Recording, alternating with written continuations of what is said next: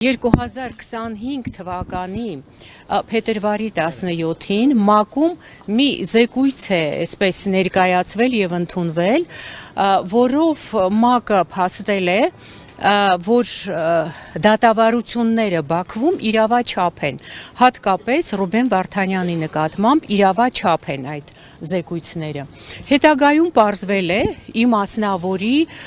Օկամպոյի մասնակցությամբ ջանքերով պարզվել է, որ այդ աշխատանքային խմբի ղեկավարը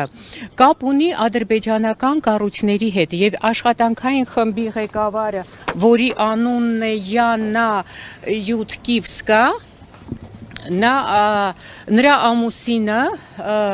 Ուկրաինայում գտնվող Սոկար ընկերության հետ կապ ունի եւ արմատներով ինքը ադրբեջանցի է, ճիշտ է, երկար ժամանակ ապրում է Ուկրաինայում, բայց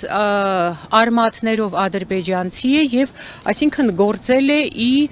պաշտպանություն Ադրբեջանի։ Ստացվում է, որ ՄԱԿ-ի կառույցներում ադրբեջանական գործակալներ են, ես չգիտեմ ՄԱԿ-ը դրանից տեղյակ է թե տեղյակ չէ,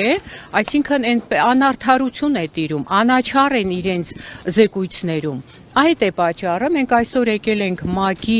գրասենյակի առջև մեր բողոքը արտահայտելու, որպեսզի իրենք մաքրեն իրենց կառույցները, ավելի արդար լինեն, անաչառ լինեն եւ ինչ որ խնդիր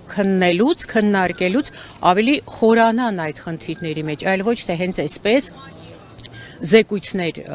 հայտարարեն։ Այս սրա մասին է այսօր մեր բողոքը ՄԱԿ-ի գրասենյակի առջև։ ՄԱԿ-ից ինչ ակնկալիքներ ունեք։ Դե ՄԱԿ-ից ակնկալիք ունենք, որ ի վերջո իրենք մի հատ կքննեն այդ հարցը, կտեսնեն արդյոք այդպես է, որ այդպես է մենք տեղյակ ենք, մենք գիտենք, որ այդպես է, բայց նաև կմաքրեն իրենց կառույցները, հետագայում ավելի անաչառ կլինեն։